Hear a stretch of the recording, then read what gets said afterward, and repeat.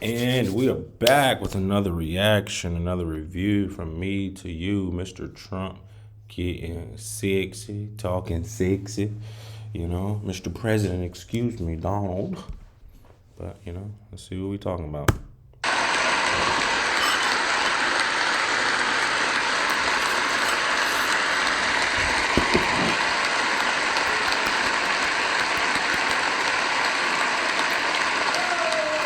In fact, it has been stated by many that the first month of our presidency, it's our presidency, is the most successful in the history of our nation. By many. Okay.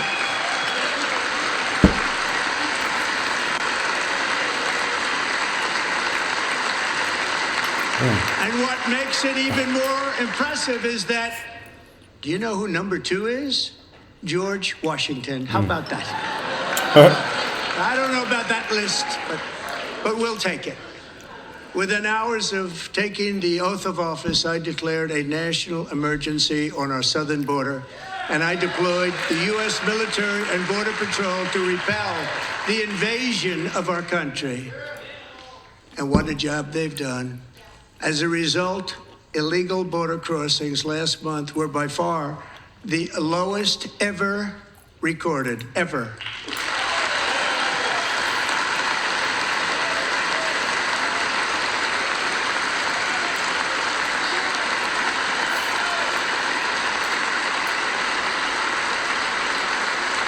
They heard my words and they chose not to come. Much easier that way.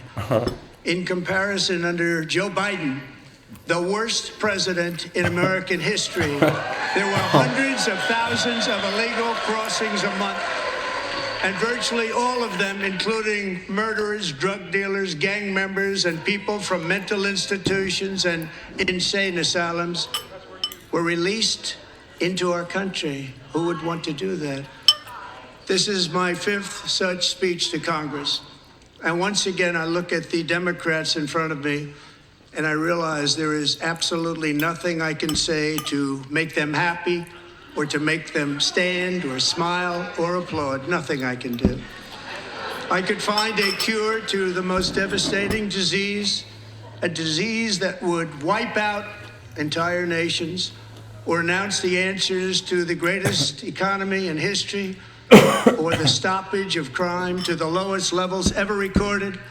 And these people sitting right here will not clap, will not stand, and certainly will not cheer for these This doesn't even.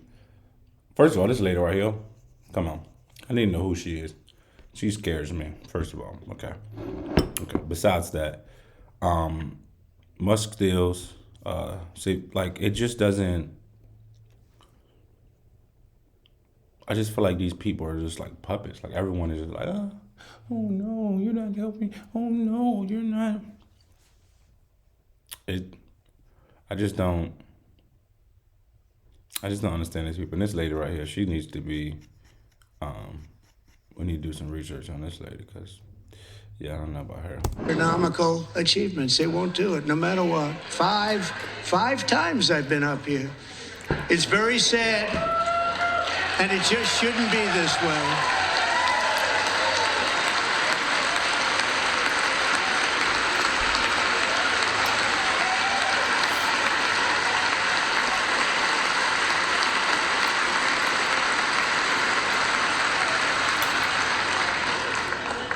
So Democrats sitting before me, for just this one night, why not join us in celebrating so many incredible wins for America? For the good of our nation, let's work together and let's truly make America great again. That's Nancy Pelosi, ain't it? She's like she having a hard time sitting there. I don't know if that's her for real, but she look like that. Every day my administration is fighting to deliver the change America needs to bring a future that America deserves, and we're doing it. This is a time for big dreams and bold action. Upon taking office, I imposed an immediate freeze on all federal hiring, a freeze on all new federal regulations, and a freeze on all foreign aid. Come on with the stand up. Come on, man. Come on.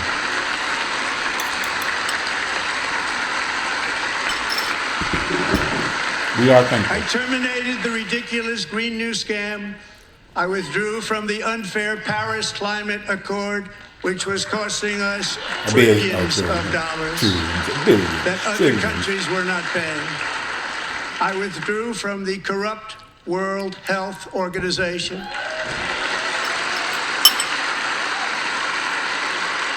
And I also withdrew from the anti-American UN Human Rights Council.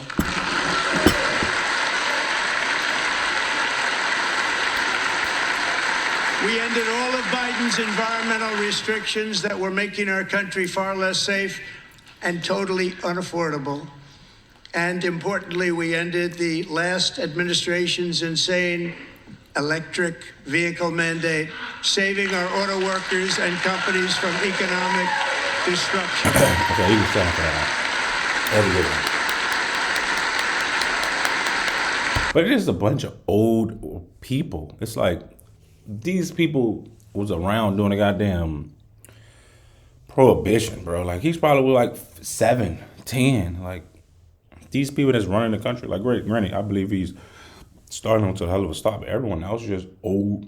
It's like my grandparents telling me, hey, you know, you should go and do this. Unless they telling me to invest in it or something like this. Or, hey, this is how the world has been since I've been alive and, you know, giving me advice like that. But other than that, like, usually your grandparents usually is not running a family for the most part.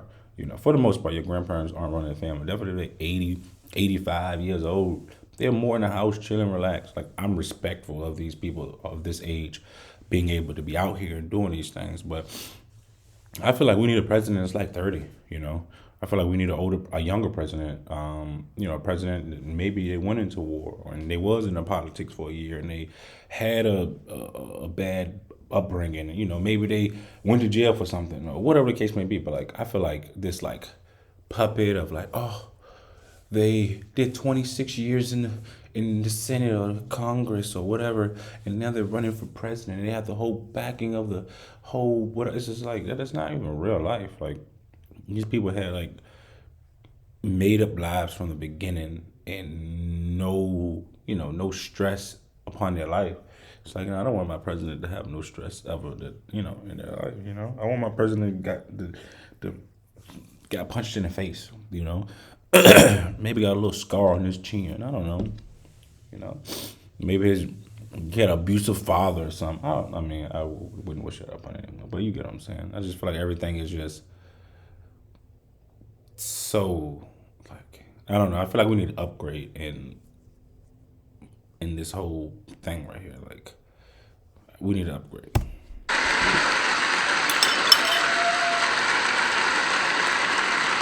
To unshackle our economy, I have directed that for every one new regulation, 10 old regulations must be eliminated, just like I did in my very successful I like that. first. That's good.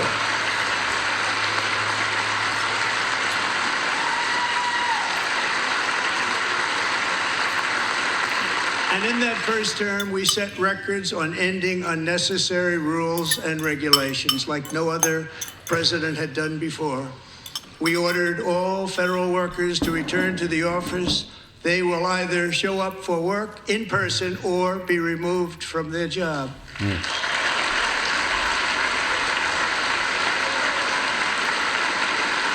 a tough one, that's crazy.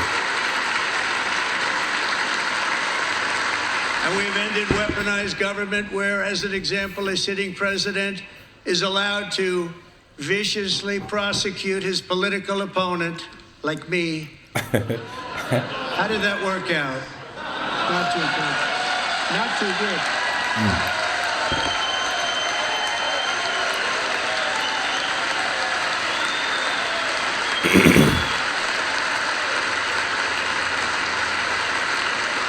And I have stopped all government censorship and brought back free speech in America. It's back. like that for sure. I ain't saying all presidents should be 30. I'm just saying I think the age like 37 or something like that. And 2 days ago, You I know? signed an order You know? making English the official language of the United States of America. I need to do more study on that one. Why hasn't it been I already done? renamed the Gulf of Mexico the Gulf of America.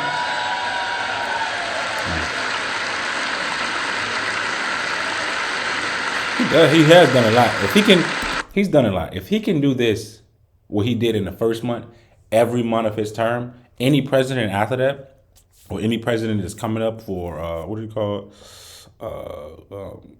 Wanting to be president, whatever that thing was called, a candidate, they would have to have in plan like, hey, in the first month I'm trying to do this, the second month I'm trying to do this, third, fourth, fifth, because it's what 12. It's a lot of months. Okay, 48 months. No, it's more than 48. 12, 24, 38, 48, right? They get 48 months or something like that. Like if you telling me in 48 months or whatever, he can in each month of 48 months he can make the government better. Oh, he'd be the best president to ever come across this goddamn great country. And likewise, I renamed for a great president, William McKinley, Mount McKinley again. I don't know who that Beautiful Alaska. Love Alaska. We've ended the tyranny of so-called diversity, equity, and inclusion policies all across the entire federal government and indeed the private sector and our military. And our country will be woke no longer. is.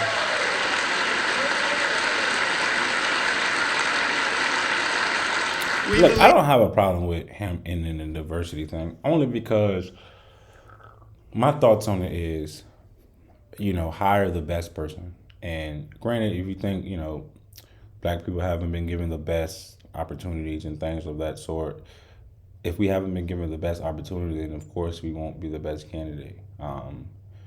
And there isn't like, it's a system to have, in my eyes, to have a system that say, hey, there's 200 white people that are more equipped for this job than this person here, regardless of their race, this person here. But we have to do this person because we want whatever, DEI, whatever. So we have to put this person on. Like, I don't think that's fair. Like, if anything, say, hey, we're going to hire 2 people of different race or different background. You may be more qualified, but we're going to hire you guys on a month base. Let's see who does it better. Then okay, cool. But just to overlook these people, just to hire these people in place, if that's how it's supposed to have gone, then I don't think that's I don't think that's fair. I don't think it's right to me personally. I believe that whether you are a doctor, an accountant, a lawyer, or an air traffic controller, you should be hired and promoted based on skill and competence, not race or gender. Yeah. Very important. Like, who's the best for the job? You should be hired based on merit. And the Supreme Court, in a brave and very powerful decision, has allowed us to do so. Thank you. Thank you very much. Thank you.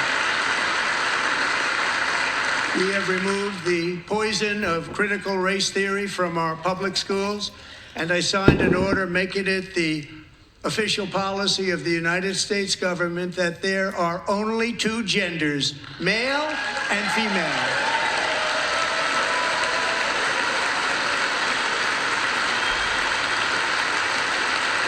Let the man talk. I'm tired of his goddamn. He's doing a good job. Yeah, goddamn. Speech gonna be 8 hours if they keep goddamn clapping. I also signed an executive order to ban men from playing in women's sports. Yeah, I don't even understand how that even happened.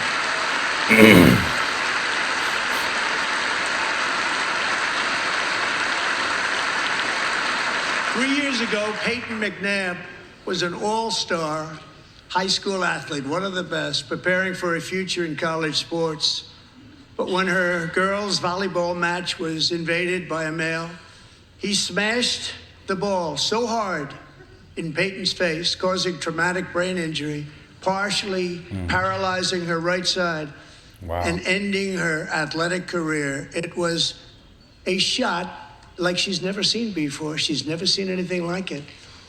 Peyton is here tonight in the gallery, and Peyton, from now on, schools will kick the men off the girls' team, or they will lose all federal funding. Wow.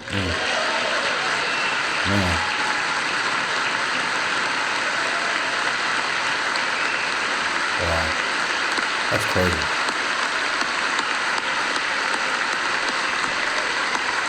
She looks scared. Her eyes is piercing. Like, look at her. Imagine she looking at it. She's fucking, God damn. I'll be afraid. You just look at my window. Like, oh, no, I'm sorry. Any sins I've done, forgive me. You know, that's a sad situation. Man, very unfortunate. And if you really want to see numbers, just take a look at what happened in the women's boxing, weightlifting, track and field, swimming, or cycling, where a male recently finished a long-distance race 5 hours and 14 minutes ahead of a woman for a new record by...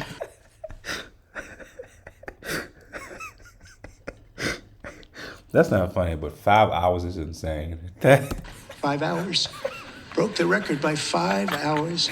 It's demeaning for women, and it's very bad for our country. We're not going to put up with it any Broke longer. the record by 5 hours is insane. God damn. That gotta be Nancy. That gotta be Nancy. What I have just described is only a small fraction of the common sense revolution that is now, because of us, sweeping the entire world. Common sense has become a common theme, and we will never go back. Never. Never going to let that happen. It's a common. He should have said uncommon has become a common thing, but we'll never let that to happen. rescue our economy and get dramatic and immediate relief to working families. As you know, we inherited from the last administration an economic catastrophe and an inflation nightmare. Their policies drove up energy prices, pushed up grocery costs, and drove the necessities of life out of reach for millions and millions of Americans. They've never had anything like it. We suffered the worst inflation in 48 years, but perhaps even in the history of our country. They're not sure. As president, I'm fighting every day to reverse this damage and make America affordable again.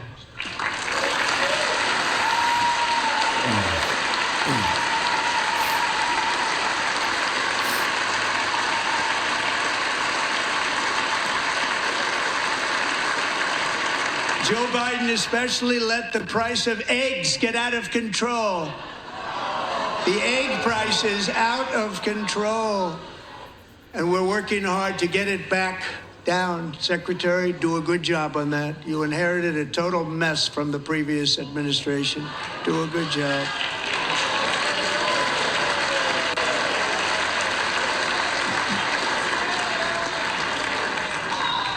A major focus of our fight to defeat inflation is rapidly reducing the cost of energy. The previous administration cut the number of new oil and gas leases by 95%, slowed pipeline construction to a halt, and closed more than 100 power plants. We are opening up many of those power plants right now.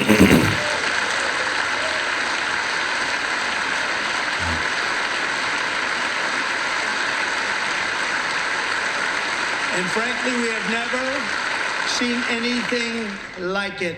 That's why on my first day in office, I declared a national energy emergency. As you've heard me say many times, we have more liquid gold under our feet than any nation on earth, and by far. And now I fully authorize the most talented team ever assembled to go and get it. It's called Drill, Baby Baby, drill. Drill.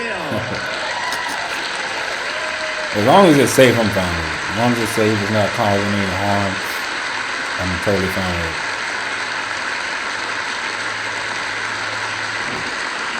My administration is also working on a gigantic natural gas pipeline in Alaska, among the largest in the world, where Japan, South Korea, and other nations want to be our partner with investments of trillions of dollars each. There's never been anything like that one.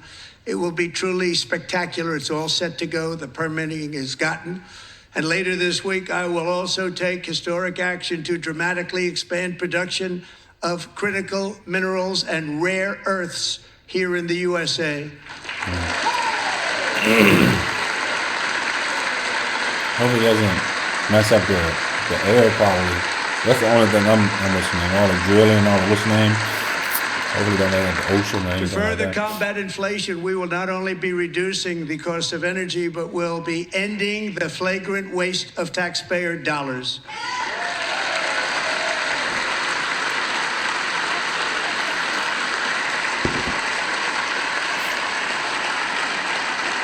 And to that end, I have created the brand new Department of Government Efficiency, GOGE. Perhaps you've heard of it. That's gonna be the U.S. dollar, Doge, the Dogecoin. Which is headed by Elon Musk, who is in the gallery tonight. Don't do this, Elon. Don't do it. Don't do it. Don't do it. Don't do it.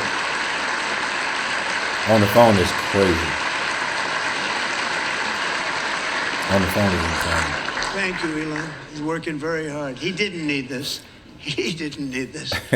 Thank you very much. We appreciate it. Everybody here, even this side, appreciates it, I believe.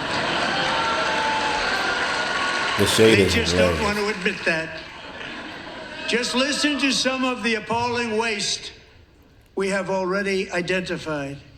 $22 billion from HHS to provide free housing and cars for illegal aliens. $45 million for diversity, equity, and inclusion scholarships in Burma. $40 million to improve the social and economic inclusion of sedentary migrants. Nobody knows what that is. $8 million to promote LGBTQI+ in the African nation of Lesotho, which nobody has ever heard of. $60 million for indigenous peoples and Afro-Colombian empowerment in Central America. $60 million. $8 million for making mice transgender. This is real. $32 million for a left-wing propaganda operation in Moldova. $10 million for male circumcision in Mozambique.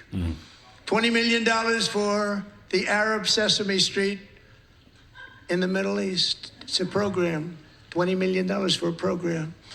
$1.9 billion to recently created Decarbonization of Homes Committee, headed up, and we know she's involved. Just at the last moment, the money was passed over by a woman named Stacey Abrams. Have you ever heard of her?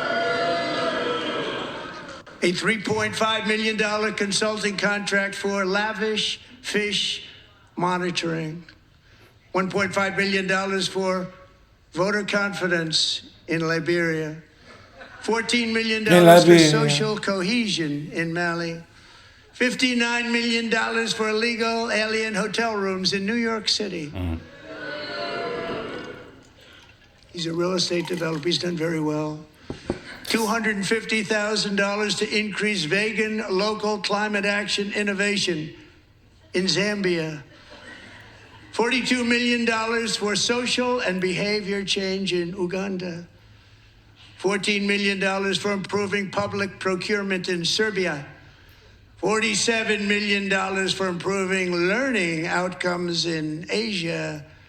Asia's doing very well with learning. You know what we're doing. Should use it ourselves. And $101 million for DEI contracts at the Department of Education, the most ever paid, nothing even like it. Under the Trump administration, all of these scams, and they're far worse, but I didn't think it was appropriate to talk about them. They're so bad. Many more have been found out and exposed and swiftly terminated by a group of very intelligent, mostly young people, headed up by Elon, and we appreciate it. We found hundreds of billions of dollars of fraud. He ain't know whether to stand up or not.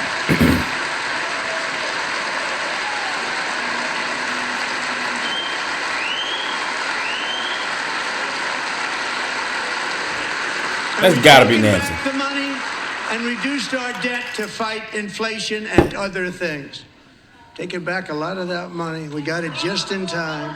This is just the beginning. The Government Accountability Office, a federal government office, has estimated annual fraud of over $500 billion in our nation. I'm going to say million. And we are working very hard to stop it. We're going to. We're also identifying shocking levels of incompetence and probable fraud in the Social Security program for our seniors, and that our seniors and people that we love rely on. They're the seniors. Believe it or not, government databases list 4.7 million Social Security members from people aged 100 to 109 years old.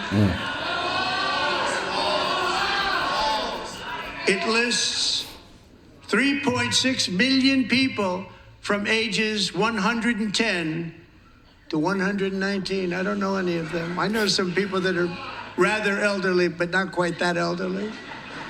3.47 million people from ages 120 to 129. 3.9 million people from ages 130 to 139. 3.5 million people from ages 140 to 149. And money is being paid to many of them. And we're searching right now. In fact, Pam, good luck. Good luck. You're going to find it. But a lot of money is paid out to people. Show Pam. I want to see how old she is. It she just keeps getting paid, and nobody does. And it really hurts Social Security and hurts our country. 1.3 million people from ages 150 to 159, and over 130,000 people, according to the Social Security databases, are age over 160 years old. We have a healthier country than I thought, Bobby.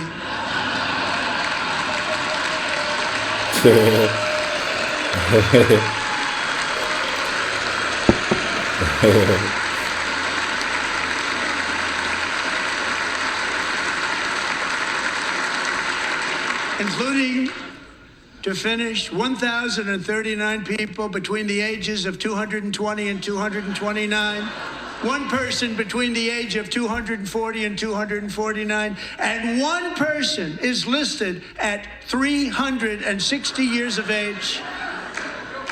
More than 100 years, more than 100 years older than our country.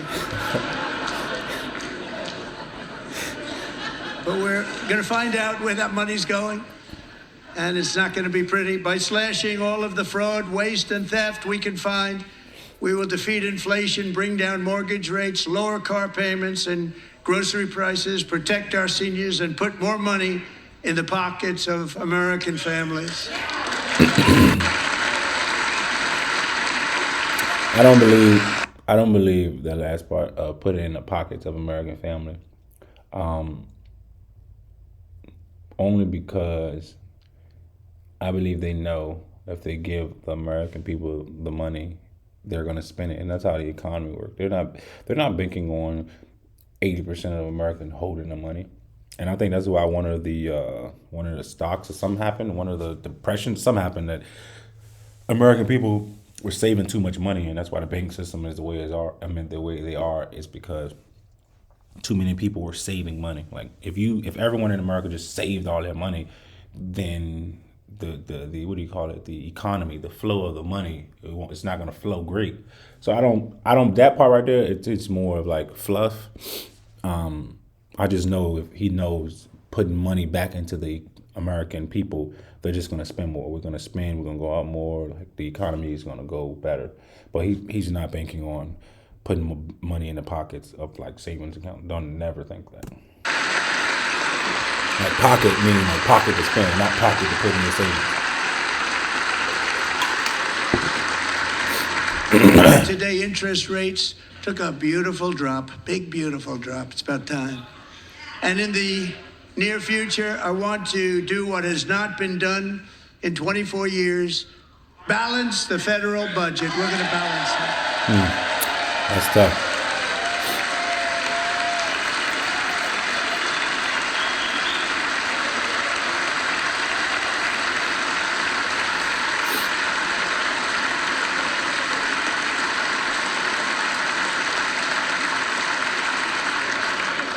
With that goal in mind, we have developed in great detail what we are calling the Gold Card, which goes on sale very, very soon.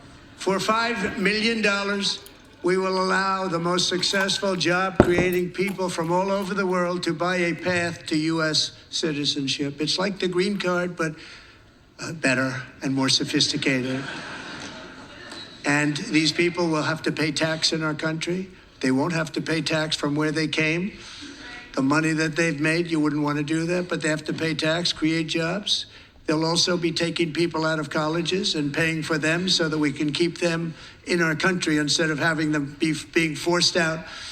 Number one, at the top school, as an example, being forced out and not being allowed to stay and create tremendous numbers of jobs and great success for a company out there. So while we take out the criminals, killers, traffickers, and child predators who are allowed to enter our country under the open border policy of these people, the Democrats, the Biden administration, the open border insane policies that you've allowed to destroy our country, we will now bring in brilliant, hardworking, job-creating people. They're going to pay a lot of money, and we're going to reduce our debt with that money. A lot of money. You can tell you're a businessman for sure. Because it's about the money. Money, money, money, money, money, money, money, money, money, money, money. Money, money, money, money, money, money, money.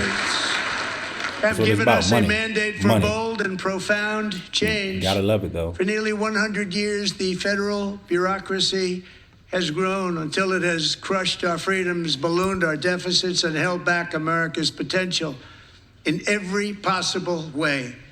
The nation founded by pioneers and risk takers now drowns under millions and millions of pages of regulations and debt. Approvals that should take 10 days to get instead take 10 years, 15 years, and even 20 years before you're rejected. Meanwhile, we have hundreds of thousands of federal workers who have not been showing up to work. My administration will reclaim power from this unaccountable bureaucracy, and we will restore true democracy to America again.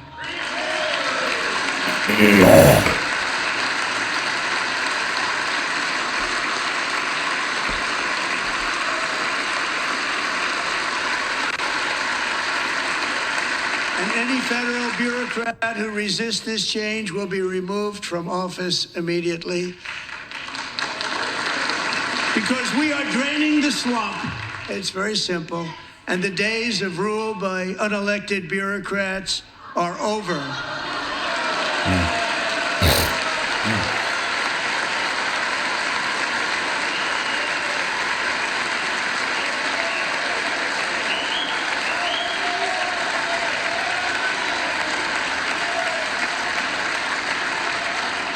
And the next phase of our plan to deliver the greatest economy in history is for this Congress to pass tax cuts for everybody. They're in there. They're waiting for you to vote. And I'm sure that the people on my right, I don't mean the Republican right, but my right here, I'm sure you're going to vote for those tax cuts, because otherwise I don't believe the people will ever vote you into office. So I'm doing you a big favor by telling you that. But I know this group is going to be voting for the tax.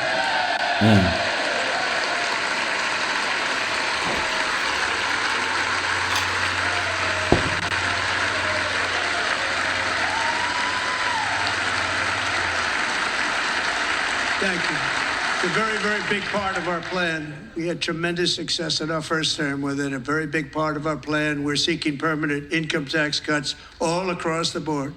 And to get urgently needed relief to Americans hit especially hard by inflation, I'm calling for no tax on tips, no tax on overtime, and no tax on Social Security benefits for our great seniors.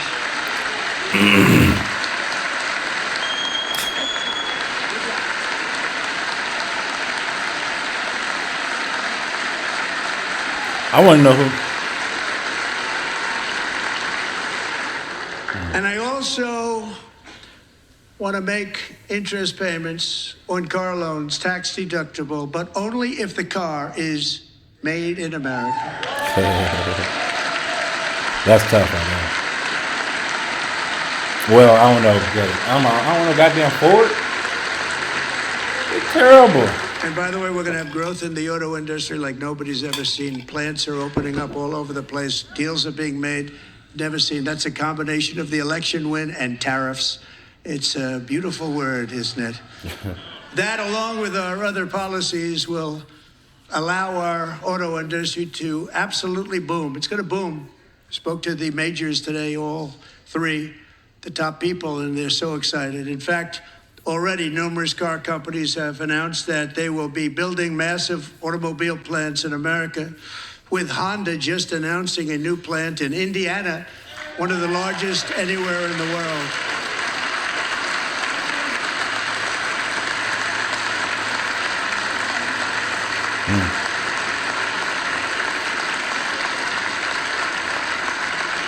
And this has taken place since our great victory on November 5th, a date which will hopefully go down as one of the most important in the history of our country.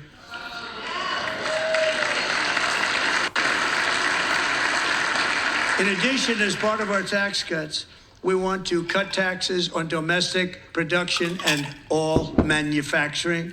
And just as we did before, we will provide 100% expensing. It will be retroactive to January 20th, 2025. And it was one of the main reasons why our tax cuts were so successful in our first term, giving us the most successful economy in the history of our country. First term. We had a great first term.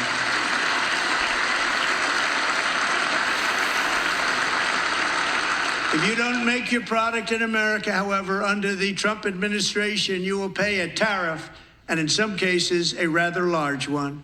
Other countries have used tariffs against us for decades, and now it's our turn to start using them against those other countries. On average, the European Union, China, Brazil, India, Mexico, and Canada, have you heard of them? And countless other nations charge us tremendously higher tariffs than we charge them. It's very unfair. India charges us auto tariffs higher than 100%. China's average tariff on our products is twice what we charge them. And South Korea's average tariff is 4 times higher. Think of that, 4 times higher. And we give so much help militarily and in so many other ways to South Korea, but that's what happens. This is happening by friend and foe. This system is not fair to the United States and never was, and so on April 2nd, I wanted to make it April 1st, but I didn't want to be accused of April Fool's Day. That's not, just one day was cost us a lot of money. But we're going to do it in April. I'm a very superstitious person. April 2nd, reciprocal tariffs kick in. And whatever they tariff us, other countries, we will tariff them. That's reciprocal, back and forth. Whatever they tax us, we will tax them. If they do non-monetary tariffs to keep us out of their market, then we will do non-monetary barriers to keep them out of our market. There's a lot of that, too. They don't even allow us in their market. We will take in trillions and trillions of dollars and create jobs like we have never seen before. I did it with China and I did it with others, and the Biden administration couldn't do anything about it because there was so much money they couldn't do anything about it. We have been ripped off for decades by nearly every country on earth, and we will not let that happen any longer.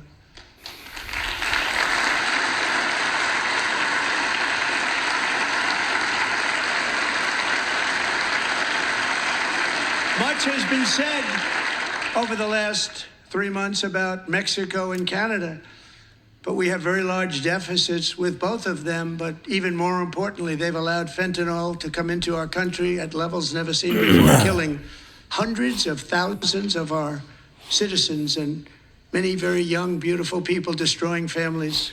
Nobody's ever seen anything like it.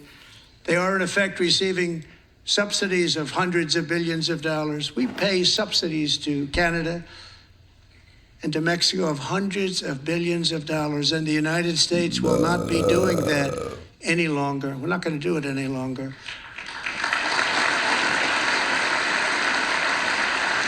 Thanks to our America First policies we're putting into place, we have had $1.7 trillion of new investment in America in just the past few weeks.